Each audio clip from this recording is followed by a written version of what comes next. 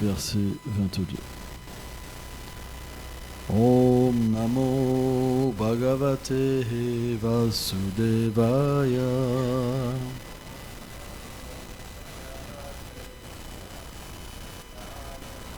Om Namo Bhagavate Vasudevaya.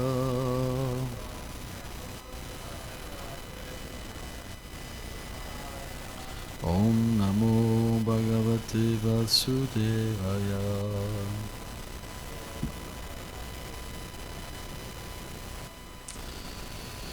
Nama Prakajanabhaya. Nama Pankajamadine. Nama Pankajanetraya. Namaste Pankajanglaye. Nama Pankajanabhaya. Nama Pankajamadine. Nama Pankajanetraya. Namaste Pankajanglaye. Nama Pankajanabhaya. Nama Pankajamadine. Nama Pankajanetraya. Namaste Pankajanglaye.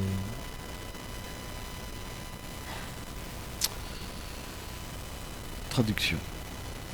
Ô Seigneur originel, toi dont le nombril a la forme d'un lotus, toi dont les yeux sont pareils à des lotus, et dont les pieds ressemblent à des fleurs de lotus, toi qui es orné d'une guirlande de fleurs de lotus, je te rends mes hommages d'innombrables fois. Commentaire. Srila Vishvat Chakravarti Thakur Sit Kunti. Ô Seigneur, tu donnes de la joie à mes yeux et tu les rends agréablement satisfaits par la vision extraordinaire de ton nombril, de ta guirlande de fleurs, de tes yeux et de tes pieds. Selon toi, je suis aussi compté parmi les êtres fortunés. Omaganati Milandasya Ganam Jadam Shadakayam Shakshurumeditam Nataisme Shiuravedam. Namah Vishnu Padaya Krishna Prestaya Bhutale Srimate Bhakti Vedanta Swamiti Namine. Namaste Sarasvati Devi Gauravani Prachurini Nidre Shesha Swamivati Prachachadi Chatani. Pourquoi on offre notre hommage à Srila Bhaktivedanta Swami Prabhupada? Parce que c'est grâce à lui que nous avons pu dans cette vie de nouveau approcher ce Seigneur dont les yeux sont pareils à des lotus, dont les mains sont pareilles à des lotus et ses pieds sont pareils à des lotus. Et à travers lui, nous avons pu naturellement entrer en contact avec d'autres Vaishnavas. Mais on n'oublie jamais le maître spirituel qui nous a permis de nous connecter, qui nous a permis de recevoir la miséricorde. Parce que sans ça, Krishna ne sera pas satisfait. C'est une très mauvaise qualité de ne pas comprendre de qui on vit. C'est très mauvais en fait. On devrait toujours approcher des descriptions du Srimad Bhagavatam, Chaitanya Bhagavad Gita, etc. Les livres de Goswami, de Vishvanath Thakur, Narottam, peu importe. Toujours avec une protection. Parce que dans ce monde, les gens ne peuvent pas comprendre Dieu. On peut lire des livres, même sur le rasa, avoir beaucoup de connaissances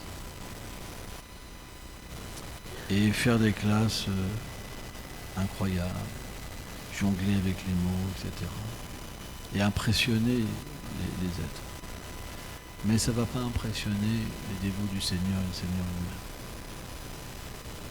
Parce qu'ils vont voir dans le cœur de la personne qui parle pratishta, le désir de reconnaissance. Et ce désir, il est très subtil, vraiment subtil. C'est pourquoi, si on veut éviter Pratishta, ce qui est très difficile, on doit se réfugier sous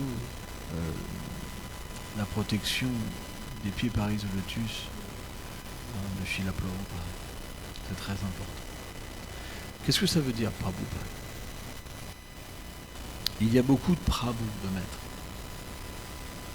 Il y a des tas de maîtres spirituels. Beaucoup, beaucoup, beaucoup. Mais tous ces maîtres, ils peuvent prendre refuge dans un autre maître. Et ça, c'est ce qu'on appelle Prabhupada.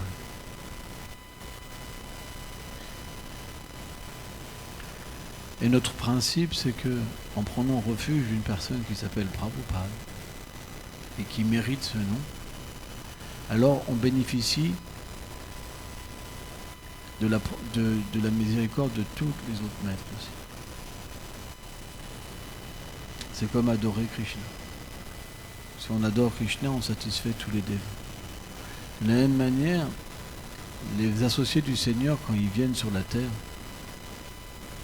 et ils ne sont pas des êtres ordinaires.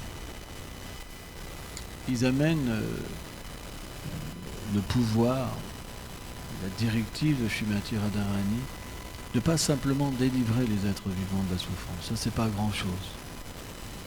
Mais d'ouvrir leur cœur au rasa, au doux sentiment d'âme. Ça, c'est quelque chose qui est très rare. Pourquoi les gens adorent Dieu? C'est simplement pour être heureux avec le corps. Si vous allez dans une église, vous ouvrez le livre des prières, c'est une expérience à avoir. Lisez, vous allez voir. Ô Seigneur, sois miséricordieux, mon fils passe ses examens. Ô Seigneur, mon mari souffre. Ô Seigneur, mon enfant. Il n'y en a pas un qui prie pour sa relation éternelle avec le Seigneur suprême. Pas un. Ils ne savent même pas ce que ça veut dire. Ils ne savent même pas qu'ils sont l'âme. Donc c'est pas ça que les Vaishnavas viennent donner. Et quand on vient dans un temple, c'est pas ça qu'on vient chercher.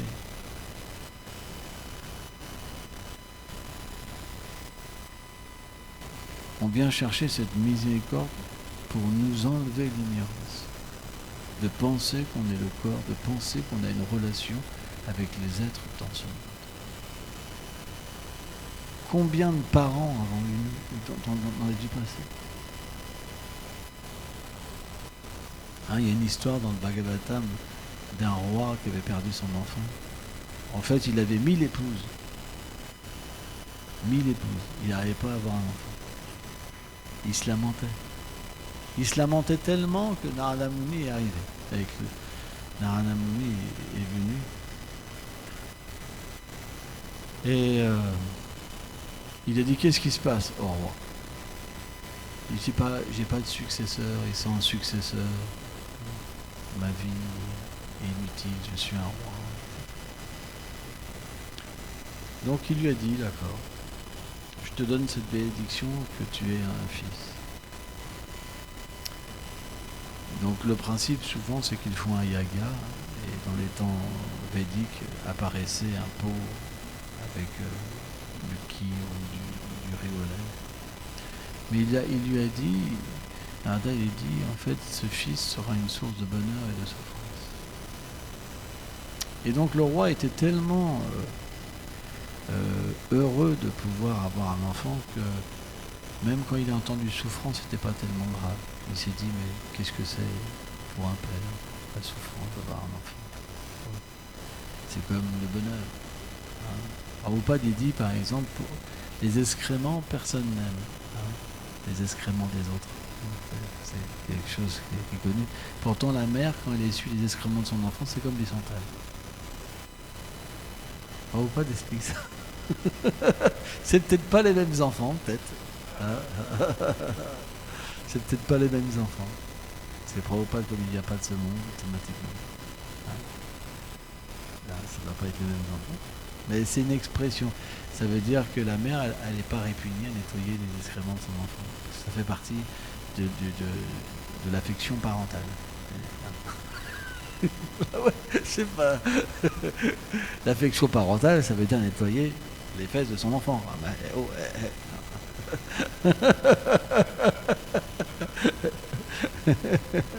Même en Inde, souvent les enfants ils n'ont pas de couche, le bébé fait directement sur la mère.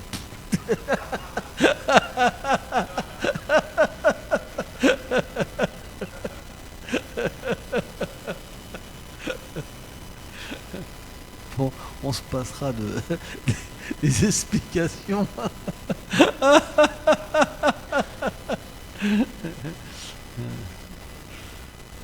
Et pourquoi je disais tout ça? Je sais même plus. Quoi, bref. Et donc, parce que le roi, il ne s'est pas attristé en entendant le mot malheur. Mais parmi ces 1000 épouses, il devait en choisir une. Parce que les 1000 ne pouvaient pas porter un enfant.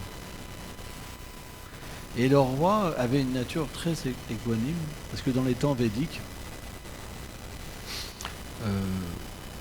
un époux ne pouvait pas prendre plusieurs épouses s'il les aimait pas de la même manière. C'était pas, c'est un devoir religieux d'aimer en fait une épouse de la même manière. Et alors souvent dans notre âge, c'est un peu mal compris pourquoi les hommes étaient autorisés à prendre plus d'une épouse, c'est qu'il y avait beaucoup plus de filles que d'hommes. Et donc automatiquement, pour que les filles aient des époux, les hommes qui pouvaient maintenir plus d'une épouse étaient contraints de prendre plus d'une épouse. Et les femmes avaient tellement de qualité qu'elles étaient comme des sœurs. Il n'y avait pas de rivalité. Elles étaient comme des sœurs. Vraiment des sœurs. Et donc, il a choisi une de ses épouses, qui a pris donc le riz sucré, et elle est devenue enceinte. Mais en fait, ce qui s'est passé, c'est comme elle est devenue la préférée du roi, il a eu une préférence parce qu'elle portait sa descendance, les autres sont devenus jaloux. Et les 999 autres, il ne pouvait pas plus la supporter. Mais vraiment, il a haï ça. Et donc, quand elle a donné naissance à l'enfant, c'était pire. Parce que le roi, il n'avait même plus conscience que les autres existaient. Il n'avait que de la place pour son épouse et son enfant. Et donc, les autres, ils ont fait un plan, ils se sont dit, ça ne peut pas continuer comme ça. Ils ont fait le plan d'empoisonner l'enfant. Et ils ont empoisonné l'enfant, et l'enfant, poum, est tombé. Et là, c'est expliqué que le roi, tellement il pleurait, que ses pleurs, ils sont montés jusqu'aux planètes édéniques. Et là, Narada Muni est venu avec le sage Anga, et il lui a dit, mais pourquoi tu pleures? Pourquoi tu te lamentes? Mon fils, mon fils. Et donc il dit, mais en fait, c'est juste un cadavre. Tu vois bien que en fait l'âme est partie, etc. Et il a pleuré au pied de Narada, il dit, je sais que vous avez tous les pouvoirs mystiques, s'il vous plaît, faites revenir mon enfant. On voit pareil, les grands yogis ont les pouvoirs de faire ça. Jésus, par exemple, quand il est venu sur la terre, il a ressuscité des gens, comme Lazare, par exemple. Et bien tous les yogis qualifiés, ils peuvent faire ça. Au point que même Bhrigu Muni, par exemple, quand les adeptes de Shiva avaient tué en fait l'armée des demi-dieux, il les a tous ressuscités par un mantra. Donc c'est pas juste une personne, c'est des dizaines, des centaines de milliers de personnes comme ça, juste pour un mantra, pour reprendre vie. Et donc Narada Muni d'accord, il est d'accord. Donc il a posé sa main, je crois, sur l'enfant, et l'enfant est revenu. Et là, le père, quand il a vu son fils revenir, il a dit « Mon fils !» Et l'enfant, il a dit « Quel fils ?» Combien de pères j'ai eu dans ma vie d'avant? Il a commencé à prêcher tout le principe de l'âme et de la réincarnation, qu'on est différent du corps. Et le père, en fait, il était complètement stupéfait en fait, de voir son fils l'éduquer sur son ignorance. Et en fait, son ignorance se dissipait. Bon, après, les acharyas disent que c'est pas le fils qui est revenu, c'est un yogi qui est revenu dans le corps de l'enfant.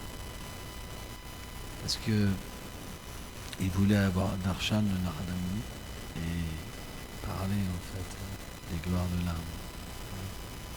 Donc aussi c'est possible qu'une autre personne puisse revenir dans un autre corps. Donc le point, c'est que notre philosophie, elle ne tend pas à garder l'être dans l'ignorance, mais à sortir l'être de l'ignorance. Parce que tant qu'il pense qu'il est une femme, tant qu'il pense qu'il est un homme, tant qu'il pense qu'on a un lien avec les êtres dans ce monde, on ne peut pas s'adresser à Dieu correctement, on ne peut pas pratiquer correctement. Srila Prabhupada disait toujours, nous ne sommes pas le corps. Tout le temps, tout le temps, tout le temps, tout le temps. Pourquoi ? Parce que, à force d'écouter, d'entendre qu'on n'est pas le corps, on commence à méditer sur le fait qu'on n'est pas le corps. C'est très important à comprendre. Nos souffrances viennent de l'attachement matériel. Le Seigneur explique, de cet attachement vient la frustration, parce que l'attachement matériel n'apporte que frustration. De cette frustration, la colère, et la colère, l'illusion, qui entraîne l'oubli de notre constitution spirituelle, qui est d'être une servante de Shrimati Radharani. Quand cette illusion est présente, alors on vit simplement sur le fait que je suis ce corps. Donc qu'est-ce que le corps va demander ? Du plaisir, de l'argent, de maintenir des choses qui vont devoir disparaître, mais jamais d'adorer le Seigneur suprême, jamais de se réaliser. Et c'est un problème. C'est pourquoi, naturellement, on doit entrer en contact avec de la littérature qui va nourrir l'âme, qui va éveiller l'âme à sa nature éternelle. Or, le Srimad Bhagavatam, dans l'âge de Kali, ou dans tout autre âge, est la meilleure littérature. Tout notre Sacharya explique qu'il n'y a pas plus un livre meilleur que le Srimad Bhagavatam. Parce que quand Krishna est parti du monde matériel pour aller dans un autre univers, d'un univers pour aller dans un autre univers, il a pris avec lui toute la connaissance. Et il est réapparu sous la forme du Bhagavatam. C'est pourquoi l'étude du Bhagavatam devrait se faire tous les jours. C'est super important. Parce que le Bhagavatam est le moyen pour devenir une âme réalisée dans l'âge de Kali. Je vois, moi, plein de dévots qui n'étudient pas le Bhagavatam. Et c'est une grande erreur. Chaitanya Mahaprabhu, tous les jours, il allait entendre le Srimad Bhagavatam de Gadadhar Pandit. Tous les jours. Parce que, en fait, le Srimad Bhagavatam est la forme littéraire de Krishna. Le premier et deuxième chant, ça représente ses pieds pareils au lotus, par exemple. Et la méditation qu'on a sur le corps du Seigneur Krishna, elle commence déjà par ses pieds. Et après, on remonte. C'est un principe. Et là, on apprend, par exemple, de la reine Kunti, que les pieds du Seigneur, comme son nombril ou ses mains, ils sont semblables à des lotus. Parce que si on regarde le lotus matériel, c'est pas encore ça. Mais les fleurs de lotus spirituelles, c'est très beau. C'est très beau parce que elles immergent au-dessus de l'eau merveilleuse, avec des poissons de différentes couleurs.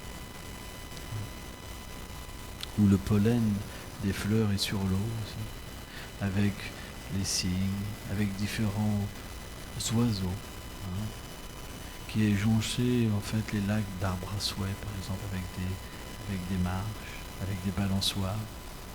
Différents perroquets chantent, différents oiseaux font des ballets dans le ciel, le vent porte différents arômes. Et tout fait penser en fait à la rencontre de Radha et Krishna. Tout si en fait dans le monde matériel par exemple, tout est fait pour qu'on oublie Radha et Krishna. Tout est fait pour stimuler la concupiscence. Par exemple, quand quelqu'un va dans un bel endroit, qu'est-ce qu'il fait ? Ah bah tiens, je vais prendre plaisir. Vrai ou pas ? Pourquoi les gens vont par exemple proche d'un lac et manger ? Est-ce qu'ils y vont pour Radha et Krishna ? Je vous pose la question, quand vous allez à côté d'un lac pour pique-niquer, vous allez pour essayer de prendre plaisir. Vous dites, bon bah c'est sympa, on va y aller, on va prendre plaisir. Vous comprenez? Mais pourquoi? Parce que dans ce monde, tout est fait pour oublier Radha et Krishna. Mais dans le monde transcendantal, parce que les arbres, parce que l'eau, parce que les poissons, parce que les fleurs, parce que les balançoires sont des êtres vivants, et qui sont tous imprégnés de l'amour de Dieu, quand vous les voyez, vous ne pouvez pas vous rappeler autre chose que Radha et Krishna. Et c'est pourquoi il faut faire attention. Parce que si vous voulez progresser spirituellement, il faut éviter de prendre plaisir dans ce monde. Il faut y aller pour le plaisir de Radha et Krishna. Et l'expérience ne sera pas la même. Et le meilleur moyen quand on est néophyte, c'est on y va, il faut chanter. Les néophytes, par exemple, s'ils font un pique-nique, ils vont juste s'empiffrer. Voilà, c'est le bon plan, on va aller prendre plaisir dans l'eau. Ils ne vont pas chanter Harinam. Ils ne vont pas parler de Krishna. Parce qu'ils viennent que pour eux. Donc le meilleur moyen pour amener Radha Krishna avec nous, dans cet âge, où on n'est pas qualifié pour y aller mentalement avec notre cœur, etc., c'est de chanter. On peut faire la même chose, mais on doit au moins établir le chant. Et le Śrīmad Bhagavatam. Parce que de cette manière, quand on aura chanté, après on aura la conscience pour aller dans l'eau. On aura la conscience pour manger. Vous comprenez? On aura la conscience pour avoir des échanges. Sans ça, quelle va être la nature de notre action? Elle va être la gratification des sens. Et si on se gratifie des sens, qu'est-ce qui se passe? On s'écarte du chemin de la dévotion. C'est pourquoi on doit toujours être encadré par des dévots qui sont plus aimés spirituellement. Parce que eux, quoi qu'ils fassent, ils sont là pour Radha et Krishna. Ils sont fixés dans la dévotion. Quoi qu'ils fassent, quoi qu'ils prennent, ils sont fixés dans la dévotion. Mais dans un état immature, les acharyas vont expliquer que quoi qu'ils fassent, ils sont là pour prendre plaisir. C'est l'inverse. C'est pour ça qu'on doit avoir une bonne association. Mais c'est normal, hein, c'est pas une critique. C'est normal. À un niveau immature du service de dévotion, quand on se retrouve ensemble, qu'est-ce qu'on fait? On parle de tout sauf de la vérité absolue. Alors, c'est difficile toute la journée. Mais on doit au moins établir des moments pour parler du Bhagavatam. C'est pour ça que le temple, on dit que c'est un endroit supérieur. Parce que vous êtes sûr d'écouter le Bhagavatam tous les matins. Vous êtes sûr de chanter tous les matins et de cultiver votre conscience. Alors qu'ailleurs, on n'en est pas sûr. Ça dépend de la conscience des dévots. Vous avez des dévots qui ont un temple chez eux et qui ont une pratique aussi forte que dans un temple, mais c'est rare. Parce qu'un temple, vous avez que ça à faire. Les dévots qui vivent dans un temple, ils ont que ça à faire. Or, la vie à l'extérieur, elle n'est pas facile. Donc, à moins d'avoir été entraîné et de refaire la même chose que dans un temple, le matin, qu'est-ce qu'on fait? Au lieu de chanter son tour, tout de suite, on va déjeuner, par exemple. Mais jamais on devrait donner à l'âme autre chose que le chant le matin. On ne devrait jamais manger avant d'avoir fini ses tours. Jamais. Les Vaishnavas ne mangent jamais avant d'avoir fini leur tour. Par exemple. Pourquoi? Parce que naturellement, si on mange, on active beaucoup plus le mental, les sens, et c'est beaucoup plus difficile de se concentrer sur le chant, par exemple. Et aussi, on doit se lever tôt parce que plus on se lève tôt, plus les heures sont dans la vertu et plus c'est paisible pour méditer. Vie spirituelle, ça veut dire coucher tôt, lever tôt. Couche tard, lever tard, ça sera plus difficile. Parce que plus on se lève tôt, plus le chant, on peut chanter avec de la qualité. Or, c'est en proportion de la qualité du chant qu'on a qu'il y a un éveil de notre relation avec Radha et Krishna. Mais de la même manière, si on n'a pas assez de sommeil, on ne pourra pas écouter.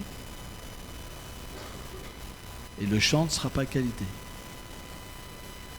Donc il faut un équilibre dans tout.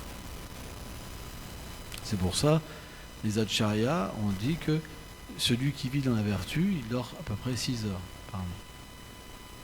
C'est le moins, ça peut être difficile. Pourquoi ? Parce que si on est fatigué, on va dormir, on va avoir la difficulté pour chanter à un niveau néophyte. Donc il faut, la vie spirituelle, ça veut dire équilibre. On a besoin de certaines choses.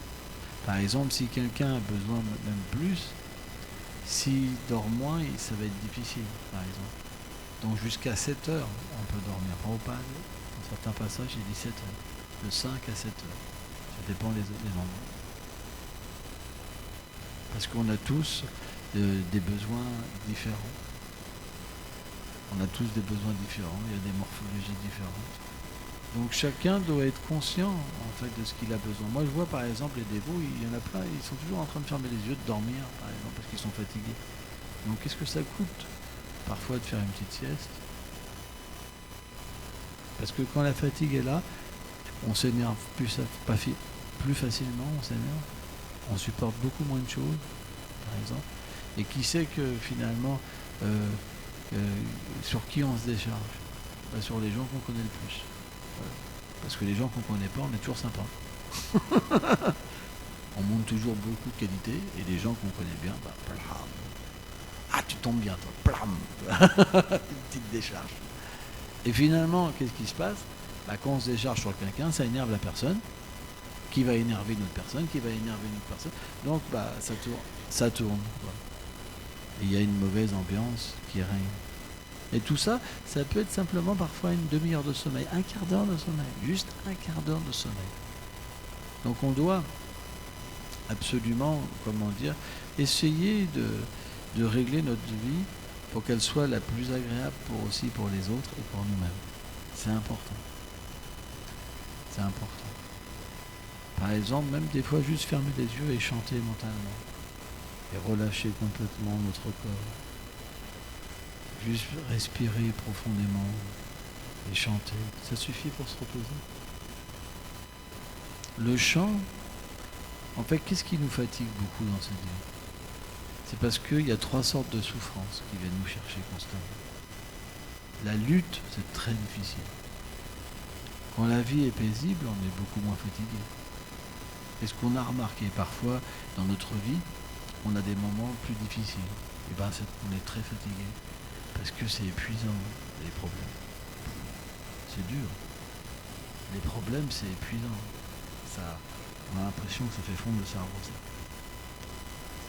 C'est épuisant. Alors que quand il y a des moments de paix, on est beaucoup moins fatigué. C'est pas une fatigue on a l'impression qui nous perfore. Tout ça. Donc de la même manière, il faut tous les jours, parce qu'on est sûr qu'on se fera attaquer par des petites entités vivantes, des grosses entités vivantes, le temps, alors en ce moment il fait je sais pas combien de degrés, il y aura toujours quelque chose, soyez-en sûrs, vous aurez des attaques. La maladie va venir, il y aura des attaques. Mais on peut tolérer des attaques si on goûte de la félicité. Si on goûte quelque chose de plus élevé que les attaques ne peuvent pas nous renverser, ne peuvent pas nous détruire. Vous comprenez? C'est très important. Donc, il faut qu'on ait une vie spirituelle qui soit forte. Parce que quand elle est forte, nos problèmes ne peuvent pas recouvrir cette félicité. Et c'est ça qui est important. Parce que le danger, quand on a trop de problèmes, c'est que même quand on va méditer, ces problèmes-là vont prédominer en nous. Et ça, c'est le danger. C'est pourquoi on doit être conscient que les problèmes sont toujours là dans le monde matériel, mais on doit être conscient que le Seigneur nous donne un moyen pour se connecter à lui et pour expérimenter l'amour. la félicité. Et donc, naturellement, pour comprendre ça, il faut étudier. Parce que l'étude, ça nous permet de comprendre la situation dans laquelle on est. C'est très important. Si on étudie, quand quelque chose vient, on l'analyse, pas avec la connaissance qu'on a acquise de nos vies passées, mais avec la connaissance qu'on reçoit du Seigneur suprême. Et là, l'analyse nous donne naturellement une autre vision de la situation et une autre façon de l'aborder. Et c'est complètement différent. Par exemple, prenons l'exemple de quelqu'un qui nous haït. Si on n'a pas de connaissance, on le déteste. C'est naturellement. Quelqu'un qui ne nous aime pas, on va le détester. Mais si on a la connaissance, on va se dire le pauvre, quoi, il perd son temps, il est malheureux parce que la colère, ça rend pas heureux. Et surtout, on va comprendre que cette personne-là, elle nous permet de mettre en pratique la compassion, le pardon, de progresser spirituellement. Donc elle devient finalement une aide dans notre vie. Une aide. Et on voit que quand on progresse, on obtient beaucoup d'aide. C'est normal. Parce que plus on progresse, plus on aura d'opposition. Prabhupada, j'étais avec Yashua Doulal, quelque chose, et il me disait que, ou c'est toi qui me disais, que Prabhupada avait dit que, en fait, quand il y a une force, quand il y a de l'authenticité, il y a beaucoup d'opposition. Et l'opposition amène le succès. Une mission qui est authentique, il y a une opposition mais puissante. Les gens se mettent en légion pour s'opposer. Mais ils ne peuvent pas l'arrêter. Parce qu'elle est authentique. Et en fait, qu'est-ce qui se passe? Quand les choses sont authentiques, les gens deviennent quand même attirés. Même s'ils ont entendu des choses, ils veulent vérifier par eux-mêmes. Et quand ils viennent et qu'ils goûtent à quelque chose de supérieur, automatiquement, ils font le parallèle avec les critiques qu'ils ont entendues. Ils se disent, mais en fait, ces gens-là, ils ne sont pas des bonnes personnes. Parce qu'elles critiquent, mais là, je me sens mieux qu'avec eux. Et automatiquement, cette prédication, cette opposition, elle amène aussi des gens. Et des gens qui vont être plus fervents que les autres parce qu'ils ont été prêchés de ne pas venir, ils ont entendu des choses qui étaient mauvaises, et ils s'aperçoivent finalement que c'est pas fondé en fait. Et ça génère une grande foi chez eux et une autre vision en fait, que ce soit du Vaishnavisme ou d'une autre religion. Et naturellement, ça va leur apporter,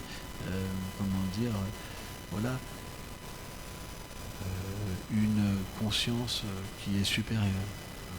Mais pour revenir donc au point, pour finir, si on n'a pas une pratique forte et qu'on ne goûte pas à cette pratique, nos problèmes vont toujours nous recouvrir. On a des gens qui se lamentent tout le temps.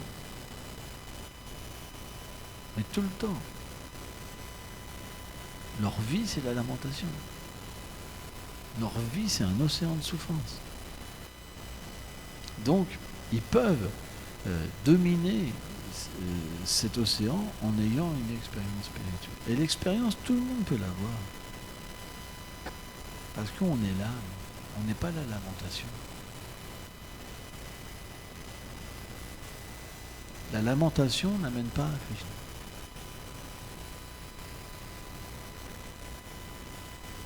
La foi, la confiance en Krishna nous permet d'atteindre le Seigneur. L'enthousiasme, ou pas le soignisme, c'est les qualités divines. On doit absolument avoir de l'enthousiasme. Pourquoi perdre ma vie dans la lamentation? J'ai du temps pour me qualifier. Je dois trouver le temps pour que dans cette vie, je puisse retourner à Radha Krishna. C'est très important. Est-ce que j'ai envie de revenir et avoir les mêmes expériences? Ce sera la même chose qu'on va revivre. Ne pensez pas que les gens, c'est tous les mêmes. Ils ont tous plus ou moins la même expérience. les gens se rencontrent et les gens se séparent. Il n'y a pas le choix. Il y en a qui ont de l'argent, il y en a qui n'ont pas de l'argent. Il y en a qui ont des expériences meilleures, il y en a qui ont des expériences pires. Mais c'est selon nos vies passées qu'on peut avoir finalement une bonne compréhension de l'expérience. Il y en a par exemple qui sont heureux, mais qui ont foi dans le Seigneur suprême. Il y en a qui sont heureux et qui sont des athées. Mais dans leur prochaine vie, s'ils gâchent ce potentiel, ils devront souffrir. Parce que le Seigneur nous donne, des qualifications, mais si on les utilise mal, on les perd. Donc, il faut absolument, dans cette vie, aller le plus loin possible. C'est très important. Et aussi une chose, Krishna, il explique que même au moment de la mort, on peut obtenir cette qualification. Parce que même si dans cette vie, on n'arrive pas à tous se déposséder, qu'on est attaché, l'illusion est puissante. C'est un combat. On n'a rien à voir avec ce corps, mais on court un peu des chimères qui vont disparaître au moment de la mort. On court après des choses qui ne peuvent pas nous donner satisfaction. C'est comme un mirage. Les acharyas expliquent. Quand vous avez soif dans le désert, vous avez une illusion de je vais pouvoir boire, puis d'un seul coup, quand vous arrivez, pouf, ça disparaît et ça réapparaît plus loin. Et bien en fait, la vie avec les gens dans ce monde, c'est la même chose. Ça ressemble exactement au bonheur. Ça ressemble au nectar, et puis ça peut même se changer en poison d'un seul coup. C'est difficile. Ça disparaît. Puis. Donc on essaye autre chose. On dit ça n'a pas marché, on essaye autre chose. C'est comme des mirages. Vous comprenez ? C'est pourquoi, si on est sérieux dans la vie spirituelle et qu'on a foi dans le chant des saints noms, on va chanter tous les jours avec cette foi et on va écouter le nom. Et graduellement, le nom va purifier toutes les couches. Chaitanya Mahaprabhu, quand il dit Chetotalpanam Marjanam, il dit en fait le cœur est recouvert de poussière. C'est juste une poussière qui recouvre le fait qu'on ne puisse pas voir Radha et Krishna. Tout est là. Donc, chanter, c'est écouter pour laver tout. Et graduellement, à force d'écouter les sadhus, à force de chanter le saint nom, alors on va commencer à pouvoir se rappeler et à désirer. C'est comme, vous savez, quand vous êtes tellement loin, quand vous écoutez, quand vous êtes loin de Krishna, quand vous écoutez sur Radha et Krishna, bon, voilà, ça éveille pas grand-chose. Ça éveille pas de sentiments, ça éveille pas le pourvarag, le fait de vouloir être avec Krishna fortement. Et pourtant, graduellement, si on fait l'effort d'écouter, l'effet va apparaître. Et ça, vous pouvez, rencontrer des dévots qui sont plus avancés. Et si vous leur posez la question, c'est ce qui leur est arrivé. C'était juste question de temps. Quand ils sont arrivés au début, ils n'étaient pas comme maintenant. Vous comprenez ? Tout le monde était dans l'illusion. À part quelques grands personnages.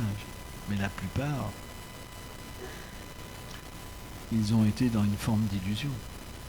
Et c'est graduellement, en rentrant en contact avec les gloires du Seigneur, que cette illusion est devenue de plus en plus effacée.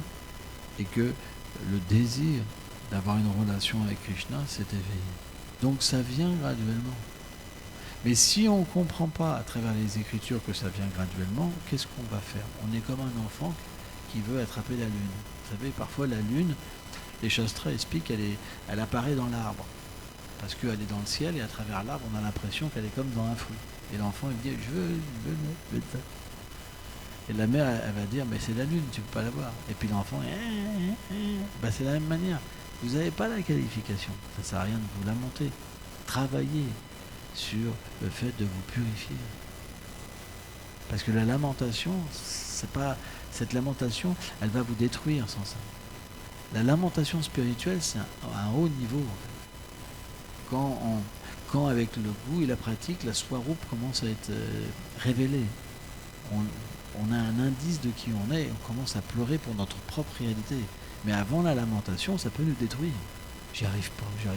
Ah ben, ça sert à rien. Ah non, il faut rien. Ah bon. C'est pas ça la vie spirituelle. Au début, la vie spirituelle, c'est plutôt cultiver l'enthousiasme. Qu'il y a une pratique et on comprend de quelle manière ça se manifeste dans notre vie, de quelle manière ça va se dévoiler. Comment la réalité va se dévoiler. C'est très important à comprendre. C'est quelque chose qui est graduel. Et vous devez comprendre que vous êtes tellement fortuné. Il y a des milliards d'êtres vivants qui vont devoir souffrir des conséquences de leurs fautes. Comment vous pouvez même pas être conscient de ce que Krishna fait pour vous? C'est terrible quand même. Il y en a qui se lamentent. Ils n'arrivent même pas à comprendre avec quoi ils sont entrés en contact. C'est un manque de foi terrible. Alors qu'il y a des milliards de personnes qui vont devoir prendre les conséquences de leurs actes. Vous êtes entré en contact avec quelque chose qui est tellement élevé que vous ne pouvez pas comprendre. Mais vous devriez être heureux. En fait, ceux qui se lamentent, c'est des gens qui n'étudient pas. Sérieusement. Parce que quelqu'un qui connaît la philosophie, il ne se lamente pas. Je suis désolé. C'est parce qu'il y a un manque de connaissances. Quelqu'un qui comprend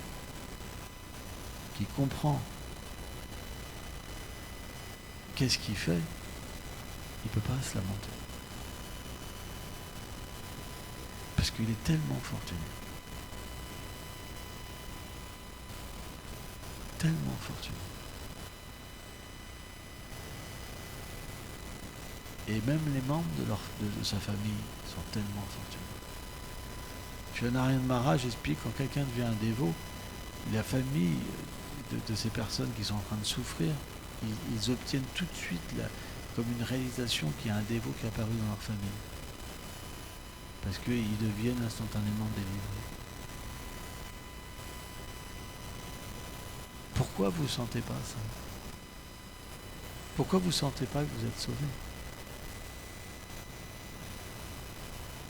Vous êtes en contact avec la chose la plus élevée. Comment vous pouvez être aussi ingrat à être comme des enfants gâtés qui ne sont jamais satisfaits? Mais c'est grave quand même. Vous avez un père merveilleux qui vient tout faire pour vous, qui vient même personnellement sous la forme de Mahaprabhu. Il envoie ses associés, il fait un temple, il vient sous la forme de Morty, et vous n'êtes jamais content. Il y a toujours quelque chose qui ne va pas. Vous êtes toujours en train de râler. Comment vous voulez voir quelque chose?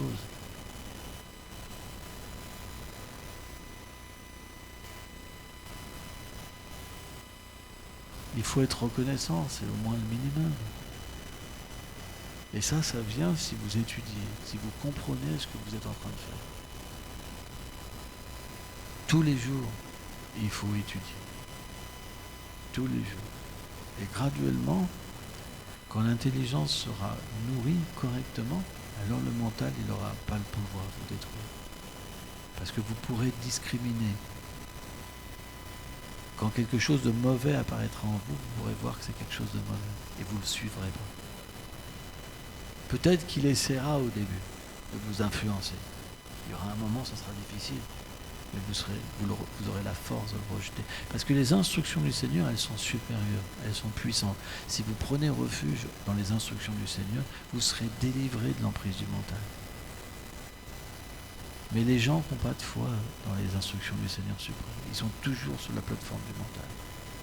On appelle ça les sentimentaux.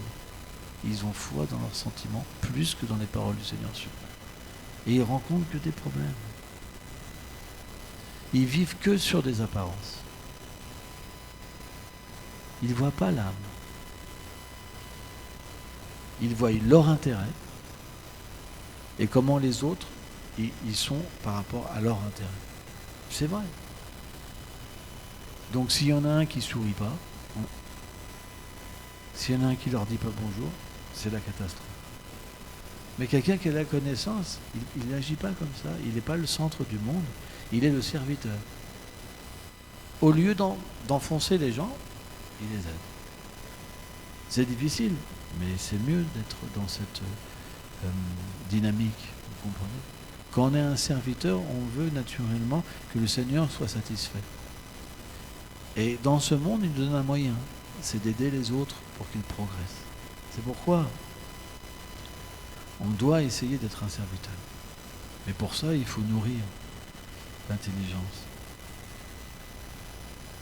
C'est pourquoi on doit vraiment étudier le Bhagavatam, Chitta-Samhita, la Bhagavad Gita, c'est très important. Moi, je me rappelle, quand j'étais nouveau dévot, il y avait des moments où c'était difficile. Et j'avais un petit livre, l'Upadeshamrita, les enseignements de Rupa Goswami, avec les teneurs et portées de Bhaktivedanta Swami Prabhupada. Et je lisais en fait l'Upadeshamrita quand je distribuais des livres sur les parkings. C'était difficile. Dès le début, pas fallait 8 heures sur un parking, à distribuer des livres. Là, ici, c'est de la rigolade. Hein. D'ailleurs, maintenant, si quelqu'un râle, allez, 8 heures. Allez, on va voir si tu râles. C'est réglé en 2-3 jours. C'est réglé en 2-3 jours en général. Alors, tout va bien. C'est merveilleux.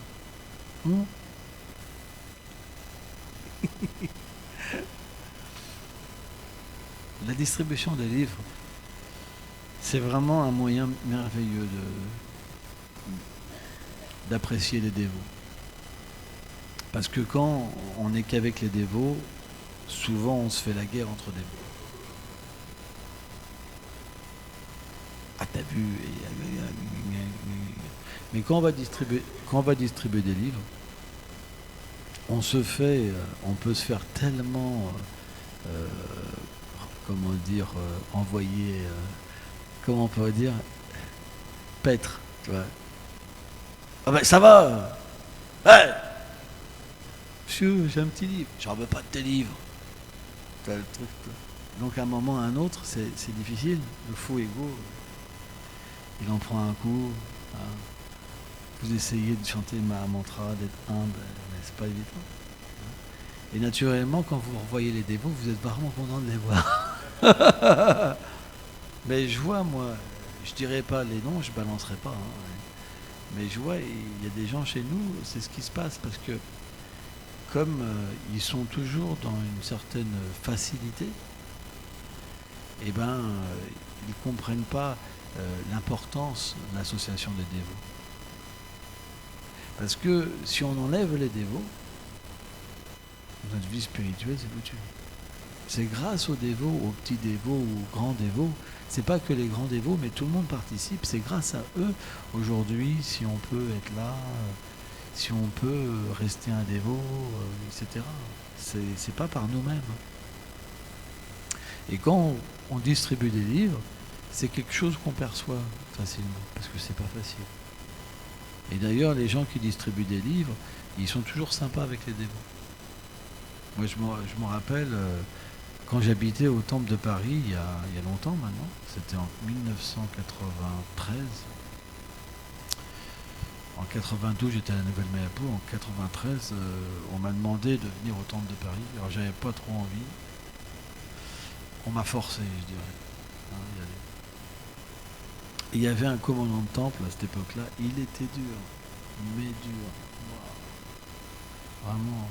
Et il prenait tellement de réactions du fait d'être dur avec les dévots qu'il était obligé, il se cachait sous le lit avec des draps qui dépassaient pour s'isoler quand même. Parce que c'était dur, vraiment dur. Vraiment, vraiment difficile. C'est une ambiance vraiment dure. Et en fait, Prabhupada, il disait que ceux qui sont durs avec les dévots, ils sont toujours très doux avec les matérialistes. Ils sont comme des lions comme des loups avec les dévots et comme des agneaux avec les matérialistes. Mais il disait qu'il fallait être comme un loup avec les matérialistes et être doux avec les dévots. Parce que, en fait, les matérialistes, il faut avoir de la force pour pouvoir les aider à changer leur mentalité. Vous comprenez ?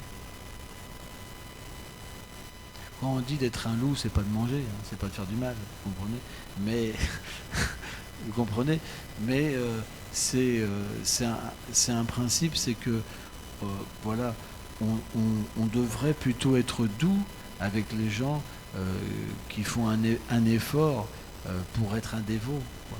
Parce que c'est difficile de devenir un dévot. Donc si avec nos frères on est toujours dur, à un moment on préfère être avec d'autres personnes. Donc souvent les gens partent parce qu'il y a des gens qui ont cette mauvaise qualité de se mettre en colère. Hein. Tout de suite, c'est le lion qui se transforme. Et par contre, les mêmes dévots, tu les prends, même leur faire une démarche avec... Il n'y a plus personne. Que dire de distribuer des livres ? Parce que qu'est-ce qui se passe ? Comme leur relation avec les dévots, elle n'est pas claire, quand ils sortent distribuer des livres, ils souffrent. Parce que le Seigneur ne leur donne pas de résultat. Parce que la vente de livres, ce n'est pas une vente ordinaire. Elle est régie directement par l'énergie interne du Seigneur suprême. Donc quand on s'est mal comporté avec les dévots, tu peux même te faire frapper dans la rue.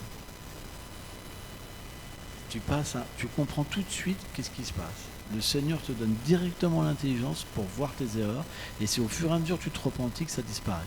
Moi j'ai eu des expériences comme ça.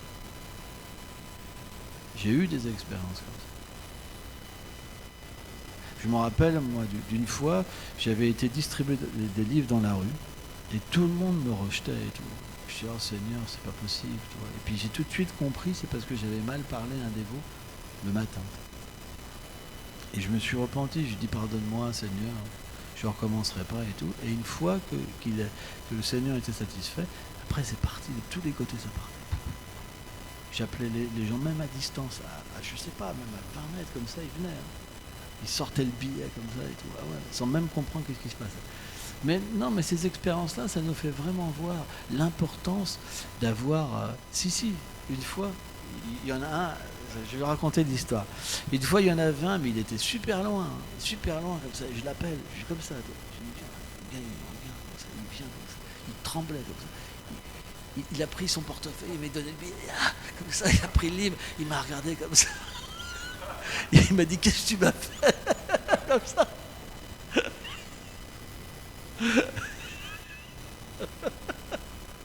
Il m'a dit, qu'est-ce que tu m'as fait? Je me rappelle ça, mais j'ai eu plusieurs expériences comme ça. Et comment dire, ouais. Mais par contre, si on se comporte mal, qu'est-ce qu'on souffre? Et on est obligé de rectifier parce que le lendemain, on va devoir sortir. Donc, ça change notre vie complètement. Mais les gens qui vivent qu'au temple, ils peuvent être durs avec les dévots, être sur le mental pour une semaine, et faire comme si qu'ils étaient dévots. Mais s'ils sortaient dans la rue, c'est pour ça que c'est une bonne école pour changer.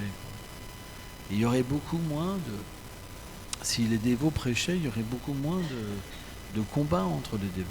Beaucoup moins, parce que le lendemain, paf, ils sauraient ça. Donc graduellement, ils réguleraient leur mental et leurs relations. Là où il n'y a pas assez de prédication, il y a beaucoup de problèmes. Moi, je sais que, par exemple, quand je distribuais des livres, etc., les gens qui étaient sincères dans la distribution de livres étaient vraiment doux et extatiques, etc. Ouais, c'est pour ça. Il faut chanter dans la rue, il faut faire des activités dévotionnelles pour aider les autres, c'est important. Et on va naturellement développer des bonnes qualités et une appréciation pour les dévots. Bon, je m'arrête là.